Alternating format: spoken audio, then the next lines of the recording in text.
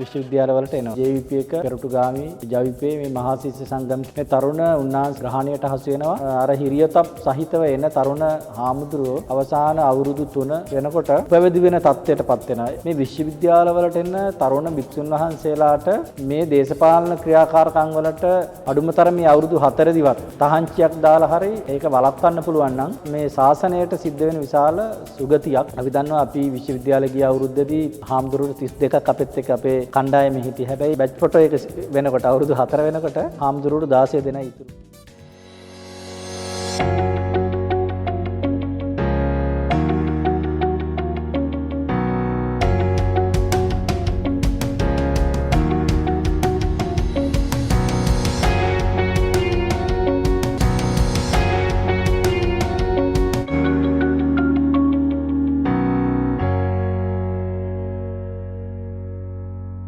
ඉතින් අපි අද විශේෂ ගෞරවනීය ස්වාමීන් වහන්සේ නමක් සමගින් තමයි අද අපගේ කතිකාවත අපි ආරම්භ කරන්න යන්නේ. පූජ්‍යපාද මැඩිල්ලේ පඤ්ඤාලෝක ස්වාමීන් වහන්සේට මේ මොහොතේදී මා নমස්කාර පූර්වක අපගේ ශේතදාරා පිළිසඳරට සමග එක් කරගන්නවා. ඔබ වහන්සේ ඇවිල්ලා දැන් අපි ගත්තොත් එහෙම ජාතික ව්‍යාපාරය තුළ ඊටමත් හොඳ ඊටමත් ක්‍රියාකාරී මෙහෙවරක් අද දිනේදී සිදු කරමින් පවතිනවා. ඉතින් උන්වහන්සේගේ අදහස කුමක්ද මේ පැවිදි දිවියෙන් තරුණ භික්ෂුන් වහන්සේලා නික්ම යාම සම්බන්ධයෙන්?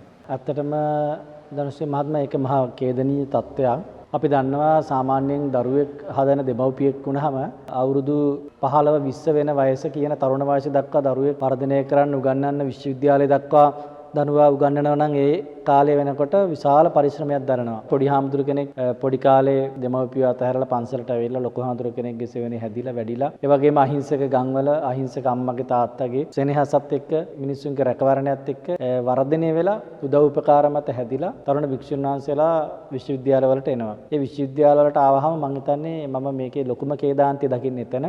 අවාසනාවකට තරුණ හාමුදුරුවරු ඒ තරුණකමත් එක්ක විශ්වවිද්‍යාලයට ආවට පස්සේ විශ්වවිද්‍යාල ජීවිතයේදී විශේෂයෙන්ම මේ JVP එක ඒ වගේම පෙරටුගාමි ජවිපේ මේ මහා ශිෂ්‍ය සංගම් කියාගෙන මේ තරුණ උන්නාන්සේලා සියලු දෙනාම ඒ වගේ ග්‍රහණයට හසු වෙනවා. එහෙමත් පිරිසක් තමයි ඒ වගේම මිදිලා ඒ තමන්ගේ ශ්‍රමණ සාරුප්‍ය ආරක්ෂා කරගනිමින් කටයුතු කරන්නේ.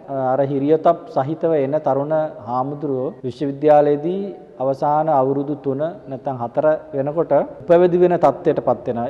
ඒක අපි දකින්නේ මේ ශාසනයට අර අමාරුවෙන් බොහොම දුෂ්කරව අමාරු කාලේ පහු කරගෙන දරුවෙක් හදාගෙන ඒ දරුවා දෙමව්පියන්ගෙන් ගිලිහෙනවා වගේ ශාසනයෙන් ගිලිහීම කියන එක බොහොම ඛේදනීය තත්ත්වයක්. මේ සම්බන්ධව සංවිධානයක් විදියට ඒ වගේම තරුණ හාමුදුරුවෝ විදියට අපි මහානායක හාමුදුරුවන්ට ලිඛිතව දැනුම් දීලා තියෙනවා, සාකච්ඡා කරලා තියෙනවා. මේ විශ්වවිද්‍යාලවලට එන තරුණ භික්ෂුන් වහන්සේලාට මේ දේශපාලන ක්‍රියාකාරකම් වලට අඩුම තරමේ අවුරුදු 4 දිවත් තහංචියක් දාලා හරි ඒක වළක්වන්න පුළුවන් නම් මේ ශාසනයට සිද්ධ වෙන විශාල සුගතියක්. අපි දන්නවා අපි විශ්වවිද්‍යාලේ ගිය අවුරුද්දේදී හාමුදුරුවෝ 32ක් අපෙත් එක්ක අපේ කණ්ඩායමේ හිටියේ. හැබැයි බැච් ෆොටෝ එක වෙනකොට අවුරුදු 4 වෙනකොට හාමුදුරුවෝ 16 දෙනා ඉතුරු වුණේ. විශ්වවිද්‍යාලවල මේ දශක එකහමාරක් විතර ආසන්න කාලයේදී භික්ෂුන් වහන්සේලා විශ්වවිද්‍යාලයට ඇතුළත් වීම සහ පිටවීම පිළිබඳව අතර මේ දවස්වල පොඩි පරීක්ෂණයකුත් කරගෙන යනවා මම. ඉතින් ඒක මහා ඛේදනීය තත්ත්වයක්.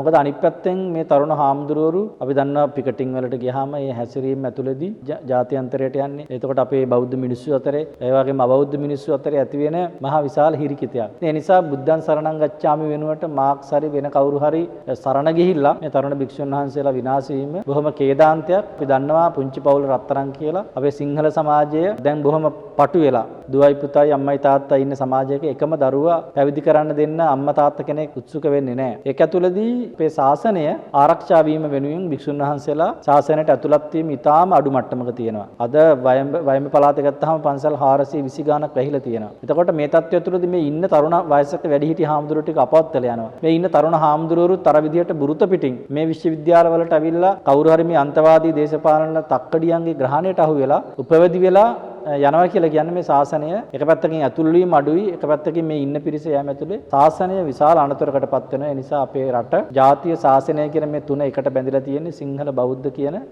මේ දැඩි ශක්තිමත් යදම තියෙන්නේ ජාතිය. සිංහල ජාතිය පැවතුනොත් ශාසනය පවතුනොත්, ශාසනය පැවතුනොත් ජාතිය පවතුන. ඒ නිසා මේ එකිනෙක ගහට පොත්තට ගහ වගේ. ඒ නිසා මේ ඛේදනීය මේ කියන අකණ්ඩ බැඳීම බොහොම ඛේදනීය විදිහට අද දවසින් දවස වියකිමින් පවතිනවා. ඒ නිසා ශාසන භාරධාරී හාමුදුරුවරු මේ සම්බන්ධව අනිවාර්යයෙන්ම අවධානය යොමු කරන්න ඕනේ. ඒක එක පැති ගඩක්. අනිත් පැත්තෙන් මේ තරුණ භික්ෂුන් වහන්සේලාට අපිත් අපේ ජීවිතවල එහෙම අනේක දුක් ගැහැට විඳින්මින් හැබැයි අපි මේ සිවුරට ආදරය කරා. මේ සිවුර නිසා අපි මේ සමාජයේ අද යම් තැනක ඉන්න මේ සියල්ල නිසා අපි සිවුරත් එක්ක තිබුණු ආදරේ බැඳීම් මෙහෙම තියෙනවා. හැබැයි තරුණ හාමුදුරුවරුන්ට තරුණ වියට එනකොට විහාරස්ථානවලදී ඇත්තටම අපි දකින ප්‍රායෝගික කාරණාව තමයි මේ නිසි වයසේදී නිසි වගකීම් දෙන්නේ නැහැ. ඉතින් වැඩිහිටි හාමුදුරුවරු මේක මම හිතන්නේ විවෘත විවේචනයක් වුණාට කමකුත් නැහැ. වැඩිහිටි හාමුදුරුවරු ඒ සාංගිකත්වයෙන් බැහැර වෙලා මේ තරුණ හාමුදුරුවන්ට වගකීම් දෙන්නේ නැහැ. එතකොට තරුණ වයසට ආවම මේ තරුණ සිතුවිලි අයාල යනවා. එතකොට නොයෙක් පැටලිලි ගැටීම් හදා ගන්නවා. ඒ නිසා නිසි වයදී නිසි වගකීම් නොදීම. ඒ නිසා අපි සාමාන්‍යයෙන් කියනවා ගුරුවරයෙක් වුණාම තාත්තා කෙනෙක් වගේ වෙන්න ඕන කියලා. ඒ නිසි වගකීම් නොදීම ඇතුළේදී තරුණ හාමුදුරුවරු උපවදි වෙනවා. නැත්නම් එළිය සමාජෙ හිතන් ඉන්නවා. තරුණ වයසට එනකොට ඒ මොකක් හරි විරුද්ධ ලිංගිකත්වයක් පිළිබඳව තියෙන උනන්දුවක් නිසා එනවා කියලා. මම හිතන්නේ එහෙම තියෙනවා නම් බොහොම දශම ගාණක්. අපි දන්නවා ප්‍රායෝගික විශ්වවිද්‍යාලවලට තරුණ හාමුදුරුවෝ එනකොට එක පැත්තකින් උන්වහන්සේලා අතාරිනවා. ඒ වගේ පැති ගොඩක් තියෙනවා. මේක ශාසන භාරධාරී හාමුදුරුවරු මැදිහත් වෙලා කටයුතු කරන්න ඕන. සමහර කරුණු තියෙනවා රාජ්‍ය මැදිහත් වෙලා ඒවට විසඳුම් දිය යුතුයි. අපි ඒ වගේ යෝජනා අනන්තවත් පහුගිය ආණ්ඩු ගණනාවකදී ඉදිරිපත් කරලා තියෙන හැබැයි ඒවා යථාර්ථයක් වෙලා නැහැ. මොකද මේ පොඩි හාමුදුරුවරු පැවිදුණාට පස්සේ ඔවුන්ට අභිමානයක් ඇති වෙනවා නම් විශ්වාසයක් ඇති වෙනවා නම් මේ පැවිදි වීම ඇතුළතදී මගේ අම්මට තාත්තට තියෙන ප්‍රතිලාභය ගැන මගේ සහෝදරයෙකුට තියෙන ප්‍රතිලාභය ගැන අපි ඒකට යෝජනා ඉදිරිපත් කරා. විශේෂයෙන්ම ජනාධිපතිවරයාගේ ගෝඨාභය රාජපක්ෂ මැතිතුමාගේ සෞභාග්‍ය දැක්මේ වෙනම කොටසක් ඒ වෙනුවෙන් වෙන් වුණා. අපි ඒ කියන්නේ සතුටු වෙනවා. ඉතින් ඒක යථාර්ථයක් බවට පත්වීම වෙනුවෙන් අපි හිතනවා ඉදිරියේදී යම් ක්‍රියාමාර්ග ගනිමි කියලා. එතකොට ස්වාමීන් වහන්සේ මෙහෙමයි. දැන් වහන්සේ කිව්වත් ඔබ වහන්සේත් යම්කිසි අරගලයක් කරන ස්වාමීන් වහන්සේ නමක්, තරුණ ස්වාමීන් වහන්සේ නමක්. එතකොට දැන් මාක්ස්වාදීන් හිතන්න පුළුවන් අපිත් අරගල කරනවා ඔබ වහන්සේලාත් අරගල කරනවා. අපි දෙගොල්ලම එකයි කියලා. මේ සමාජයට යන පණිවිඩය සහ යම්කිසි නිවැරදි කිරීමක් කරන්න අවශ්‍ය නේද ස්වාමීන් වහන්සේ? දේශපාලනයට සම්බන්ධ වීම, සිවුර, සිල්වත් බව කියන මේ කාරණා එකිනෙකට වෙන් කළ හදාරන්නේ කෙසේද? දැන් අපි අද ගන්නකොට ස්වාධීන මතයක් දන්න ස්වාධීන භික්ෂුන් වහන්සේලා. එතකොට අපි දන්නවා භික්ෂුන් වහන්සේ සතු ඓතිහාසික භූමිකාවක් අපේ රටේ විශේෂයෙන්ම තියෙනවා. ඒක කාටවත් විවාද කරන්න බැරි, අභියෝගයට ලක් කරන්න බැරි ඓතිහාසික භික්ෂු භූමිකාවක් තියෙනවා. ඒ භික්ෂු භූමිකාව ඇතුළේදී ජාතික දේශපාලනයට අපිට ඉඩ තියෙනවා. හැබැයි අර ඔබතුමා අහපු ප්‍රශ්නේ, ඒ කියන්නේ ප්‍රශ්නය සාධාරණ ප්‍රශ්නයක්. හැබැයි විශ්වවිද්‍යාලවලට ගියාම අපි මේ නිදහස් අධ්‍යාපනය තුළ ඉගෙන ගන්න. එතකොට මෙරටේ අහිංසක මිනිස්සුන්ගේ ඉඳලා මේ සමස්ත මිනිස්සුන්ගේ බදු මුදල් තමයි අපිට නිදහස් අධ්‍යාපනය වෙනුවෙන් වියදම් කරන්නේ. ඒ නිසා නිදහස් අධ්‍යාපනය නැත්තම් රජයේ අනුග්‍රහයෙන් ඉගෙන ගන්න භික්ෂුන් වහන්සේලා නෙවෙයි ශිෂ්‍යෝ සියලු දෙනාටම රජයේ අනුග්‍රහයෙන් ඉගෙන ගන්න ගමන් මේ කටයුතු මේ කියන්නේ Tamanට අයිති කාර්යභාරයෙන් ඉගෙන ගන්න එක. ඒ වෙනුවෙන් රජය වියදම් කරන්නේ නිදහස් අධ්‍යාපනය දෙන්නේ. කොට ඒකෙන් නිසි විදිහට ප්‍රයෝජන ගන්න නැතුව මේ අර අපි කියන්නේ වල්බూరు නිදහසක් කියලා. ඒ වල්බూరు නිදහසක් තමයි මොකද ශිෂ්‍ය අයිතීන් වෙනුවෙන් කියමින් ඇත්තරම ස්වාධීන ශිෂ්‍ය අයිතීන් නෙවෙයිනේ. ඒ ශිෂ්‍ය අයිතීන් අවසානයේ දේශපාලන අතකොලුවක්. ඒක පැහැදිලිවම පේනවා. එතකොට පෙරටුගාමී JVP වෙන්න පුළුවන්. මේ දේශපාලන ක්‍රියාකාරීන් තමයි විශ්වවිද්‍යාල ඇතුලේ මේ බල ග්‍රහණයට අරගෙන තියෙන බලය. ඉතින් ඒක දේශපාලනික අන්තවාදයකට විශ්වවිද්‍යාලයේ වැඩෙන්න ඉතිහාසයේ හැම රාජ්‍යයක්ම ඉඩ දීලා තියෙනවා. අපිට තේරෙන්නේ නැහැ ඇයි කියලා. අපි කියන්නේ අන්න ඒක. ඒක භික්ෂුන් වහන්සේලාට විතරක් නෙවෙයි. ශිෂ්‍යයන්ට. ඉතින් මොනතරම්නම් විශ්වවිද්‍යාල ඇතුලේ මේ තරුණ ජීවිතය ඉගෙන ගන්නේ නැතුව මොකද දැන් විශ්වවිද්‍යාලයට එන මැනේජ්මන්ට් ෆැකල්ටි වෙන්න පුළුවන්, වෛද්‍ය පීඨ වෙන්න පුළුවන්. මේ වගේ ශිෂ්‍යයෝ මේක ඇතුලේ ඇත්ත කතාව මේ විදිහේ අරගලවලට මේ පාරට බහිනවා කියන අරගලවලට බහින්නේ නැහැ. උන්ට ඉගෙන ගන්න උන්ට ඉලක්කයක් තියෙනවා ජීවිතේ. ගෞරවනීය ස්වාමීන් වහන්සේ සිල්වත් බව භික්ෂුවගේ ශක්තියද සහ මෙම දැන් අපේ ඉතිහාසය ගත්තොත් එහෙම අපේ කුඩාබල ස්වාමීන් වහන්සේ ඒ වගේ මේ අරගල වලට පනපවලා තියෙනවා. ඉතින් මේ උන්වහන්සේලා සිල්වත් බව තුල පිහිටලා මේ අරගල වලට සම්බන්ධ වෙලා තිබෙනවා. ඔබ වහන්සේගේ මතය මොකක්ද? අනිවාර්යෙන් මේකේ විවාදයක් නෑ. අපි දන්නවා අපි හිතමුකෝ සාමාන්‍යයෙන් ඔබතුමා අහන ප්‍රශ්නෙත් එක්කම අපිට අපි එහෙම යම් ප්‍රතිපත්තියක් බඳ නොපිහිටා වැඩ කරා නම් අපි මේ ජාතික දේශපාලනය ඇතුළේදී අපි ගැටීම් ඇතුළේදී මේ දේශපාලන කණ්ඩායම් වල ප්‍රතිපහාරයට අපි කොච්චරනම් හසු වෙන්න ඕනද? අපි කියන මතවාදත් එක්ක යම් අංකුන් අල්ලගෙන ඒවට මඩ ව්‍යාපාර ගහමින් අපි නොකියපු දේවල් මඩ විදියට හදලා මොකද පහුගිය දවස්වල අපි දැක්ක සමාජ මාධ්‍ය ජාලය එක හැම තැනම සංසරණීය වුණා. කටුනායක ප්‍රදේශයේ විවෘත කරපු මහා විශාල මහා පරිමාණ මස් නිෂ්පාදකාගාරයට අපි ඒකට එකගයි කියන වැරදි මතයක් පේපර් ආටිකල් එකක් විදිහට හදලා මේ කවුරු හරි නොසන්ඩාලේ වැඩක් කරලා තිබුණා.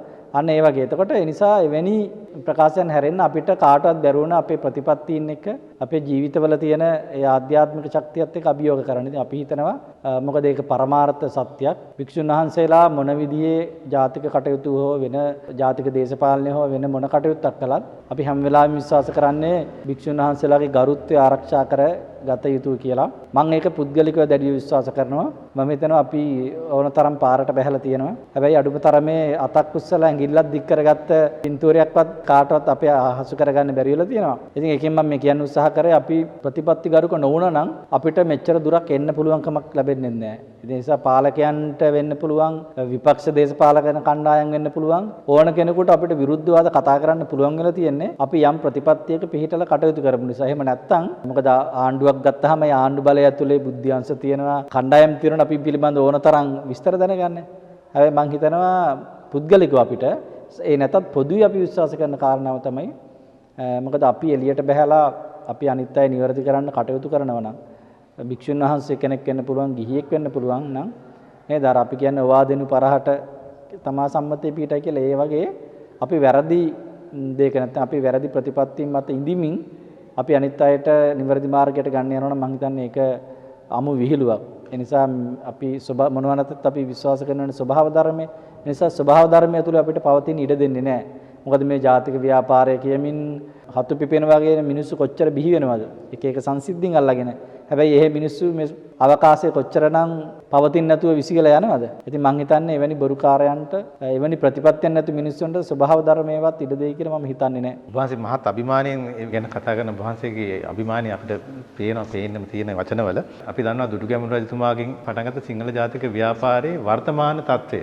ඇත්තටම අපි දන්නවා දැන් සිංහලයේ රට ශ්‍රී ලාංකික කිරීම ඇතුළේදී තමයි අපි දකින්නේ අපිට ලොකු අභාග්‍ය සම්පන්න සිද්ධි දාමයකට මුහුණ දෙන්න සිද්ධ වුණේ මේ බහුභූත ප්‍රජාතන්ත්‍රවාදය කියන මේ රාමුව ඇතුළේදී. මොකද අපි දන්නවා සුද්ධොත් අපේ රට අධිරාජ්‍යවාදීන්, බ්‍රිතාන්‍ය අධිරාජ්‍යවාදීන් අපේ රට 815 උඩරට ගිවිසුමෙන් යටත් කරගත්තට පස්සේ අපිට දුන්නේ නැවත වතාවක් සිංහලේ රට විදිහට ගිවිසුම් ප්‍රාකාරව. හැබැයි අපිට සුද්ධෝ ගත්ත සිංහලේ අපිට නැවත දීලා ගියා සිංහලේ රට විදිහට. හැබැයි අපේ එවකට හිටපු පාලකයෝ අවාසනාවට සිංහලේ රට ශ්‍රී ලාංකික කිරීමට යාම ඇතුළේදී තමයි අපිට අපේ අනන්‍යතාවය එහෙම් පිටින්ම ගිලුණේ. ඒ නිසා මේ 70 දවසරක නාමික නිදහස විතරක් අරගෙන බැලුවත් අපිට මේ නාමික නිදහස ඇතුලේ අහිමිවීම හැර හිමිවීමක් අපිට රටක් විදිහට, ජාතියක් විදිහට ලැබිලා නැහැ කියන එක තමයි අපේ අදහස. මොකද අපේ මහාචාර්ය නලින්ද සිල්වා මැතිතුමා හැම වෙලාවෙම කියන එක කතාවක් තියෙනවා. මේ රටේ වෙන ප්‍රශ්න නැහැ, තියෙන එකම එක ප්‍රශ්නයයි. ඒ තමයි මේ රටේ සිංහල බෞද්ධයන්ට හිමිතන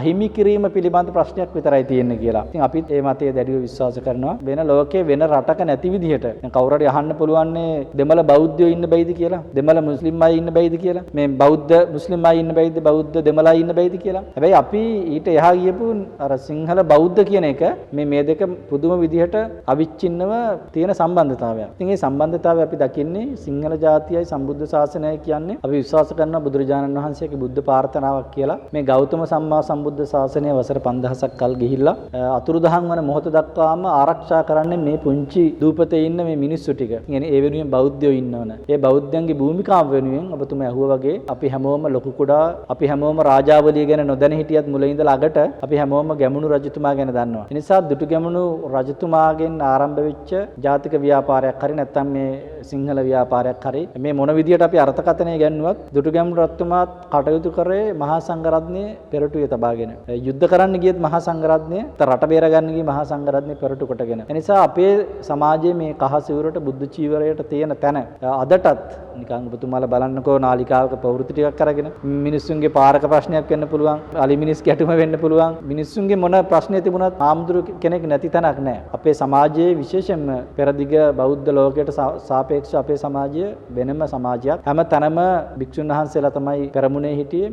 භික්ෂුන් වහන්සේලාගේ ඓතිහාසික ගමන් මඟ කියන එක කාටවත් අභියෝගයට ලක් කරන්න පුළුවන් කමක් නැහැ. අවසානයේදී උඩරට කැරැල්ලේදී බවුන්ඩරි තමන්ගේ කිරීටයට ලියනවා මේ අපේ මේ ලංකාව යටත් කරගන්න පුළුවන් කමක් නැහැ. මේ රටේ ඉන්නවා කහ කඩයෝ ටිකක් නැත්නම් කහ රෙදි පොරවගත්ත පිරිසක් ඔවුන් ගන්ටාරේ ගැහුවට පස්සේ මුළු ගමම එකතු වෙනවා. ඒ නිසා මොවුන් අපිට යටත් කරගන්න බෑ. අපිට මේ රටේ දේව රාජ්‍යයක් හදන්න බෑ කියලා ඔවුන් පණිවිඩයක් යවනවා. ඉතින් ඔවුන්ට තිබුණ කරදරය තමයි හාමුදුරුවෝ. ඉතින් ඒකෙන්ම තේරෙනවා මේ රටේ භික්ෂුන් වහන්සේලාගේ ඓතිහාසික භූමිකාව අකණ්ඩයි අවිච්ඡින්නයි. ඉතින් අද දවසේ අපි ඉන්න වගේම අපි මිය පරලෝ ගියාම තව කණ්ඩායමක් මේකේ බිහි වෙයි. මොකද අපි සංසාරය පිළිගන්න ඕනේනේ. බෞද්ධ අපි සංසාරය පිළිගන්නවා. අපි විශ්වාස කරනවා අපි මේ පිම්බීමේම මේ විදියට අපි අරගල කරමින් පෙර ආත්මෙ ඉන්නේ නැති. අපි මෙරළ ගිහිල්ලා සමහර වෙලාවට මේ භූමියේම අපි ආයි ඉපදී. ඒ නිසා මේ සංසාර චක්‍රයේ ඇතුළේදී අපි විශ්වාස කරනවා අපි මේ රට ජාතිය රකිමින් එන ගමනක්. ඒක මේ ආත්මෙ විතරක් නෙවෙයි සංසාර පුරුද්දක් විදියට තමයි අපි දකින්නේ ඇත්තටම. ඉතින් ස්වාමීන් වහන්සේ අපි සිංහලයේ සංවිධානය ගැන පොඩ්ඩක් අපි අවධානය යොමු කරමු. සිංහලයේ සංවිධානය දැන් හොඳින් ක්‍රියාත්මකද? සංවිධාන ශක්තිය හොඳින් පවතිනවාද? අපේ තාරුණ්‍යයේ වර්තමාන සිංහල බෞද්ධ තාරුණ්‍ය ඔබ වහන්සේලාට ග්‍රහණය කිරීමේ හැකියාවක් තියෙනවද? අනිවාර්යෙන්ම වූ මොකද ජාතික ව්‍යාපාර මේ දශකයේ ආරම්භ කිරීමේදී අපි පෙරමුණේ හිටියා. ඉතින් අපිට ඒ ගෞරවය කියන්නේ ඒ නිහතමානී ආරම්භය තියෙනවා. අපි දන්නවා 30 වසරක කුරුළු යුද්ධය නිමාවටපත් වුණාට පස්සේ අපේ රටේ එවකට තිබුණු ප්‍රවීණ ජ්‍යෙෂ්ඨ සහ ඒ තරුණ පිරිස්කින් සෙදුම්ලත් ජාතික ව්‍යාපාර බොහොමයක් නිහඬ වුණා. හැමෝම හිතුවා දැන් අමාරුම දේ ඉවරයි, යුද්ධ ඉවරයි, අපිට දැන් අපි නිදහස් කියලා. අන්න ඒ වෙලාවේදී තමයි අපි සිංහල රාව්‍ය ජාතික සංවිධානය අපි අක්මීමල දයාරත්න හාමුදුරුවෝ අපි මුල් වෙලා ආරම්භ කරේ. එතකොට සියලු සංවිධාන පොඩි විරාමයක් අරගෙන තිබුණේ මේ 2010 වර්ෂයේදී. අපි එදා හිතපු කාරණාව තමයි නෑ දැන් තමයි සැබෑ ප්‍රශ්නේ තියෙන්නේ කියලා. ඉතින් එදා අපි ආරම්භ කරපු ඒ ජාතික ව්‍යාපාර 2012 13 වෙනකොට බුදුබල සේනා රාවණා බලය ආදී සංවිධාන බිහි වෙලා සංවිධාන ගණනාවක් ඇති වෙන්න හේතු වුණා. ඒ හේතු වීම ඇතුළත් නොයෙකුත් කේන්ද්‍රීය සන්ධිස්ථාන තිබුණා. විශේෂයෙන්ම දඹුල්ල පූජා භූමියේ ඒ මුස්ලිම් ආක්‍රමණය ඇති වෙච්ච වෙලාවේදී අපි සිංහල රාව්‍ය සංවිධානය විදිහට අපි ගිහිල්ලා එදා ඒ පුදබිම බේරා ගන්න කරපු අරගලයේදී පහුගිය කාලේ අපි දැක්කා වගේ දේශපාලකයෝ සියලු විපක්ෂ දේශපාලකයෝ එකතු වෙලා සිංහල අපිට පහර දෙන්න ගත්තා. ඒ වෙලාවේදී තමයි ඔය සංවිධාන බහුතරයක් බිහිවීමට හේතු වුනේ. ඒ නිසා මේ වර්තමාන ජාතික ව්‍යාපාරයේ ටර්නින් පොයින්ට් එක හැරවුම් ලක්ෂ්‍ය හැටියට අපි දකින්නේ ඒ දඹුල්ල ඇති වෙච්ච සිද්ධිය. ඉතින් ඒකට අපිට පෙරමුණ ගන්න හැකියාව ලැබුණා ඒ සිද්ධියේදී. මෙහෙම ඇවිල්ලා අපි 2015 දී සිංහලයේ සංවිධානය කරලියට එනවා. හැබැයි මේ කරලියට එන්නේ ඒක 2015ේම බිහිවීමක් නෙවෙයි. මේ සිංහලය කියන සංකල්පය විශේෂයෙන්ම අපේ එක්සත් රාජධානිය අපේ සිංහලයේ සංවිධානයේ කණ්ඩායම එහෙ සිංහලය කියන නාමය ඒගොල්ලෝ පාවිච්චි කරා. එතකොට ඒක 2002 ඉඳලා භාවිතා කරපු එකක්. එතකොට මේ වැඩිහිටි පිරිස අපිට මේක 2008 9 වෙනකොට අපිට බාර දුන්නා. අපි මේ සිංහලය කියන නාමයෙන් අතරම්පාලතුමාගේ ප්‍රකාශයේ මුද්‍රණය කරලා ඒ පත්‍රිකා අපි ලක්ෂ 6ක් විතර රට පුරා බෙදා හැරියා. එතකොට මේ සංකල්පය මේක ඇතුලේ ටික ටික තිබිලා වර්ධනය වෙලා තමයි එක තැනකදී එළියට ආවට පස්සේ මේක අයාලේ යන විදිහේ ගතියක් තිබුණා. ඉතින් ඒ වෙලාවේ තමයි අපි මේක නිසිමඟට අරගෙන සිංහල සංවිධානය බිහි කරේ.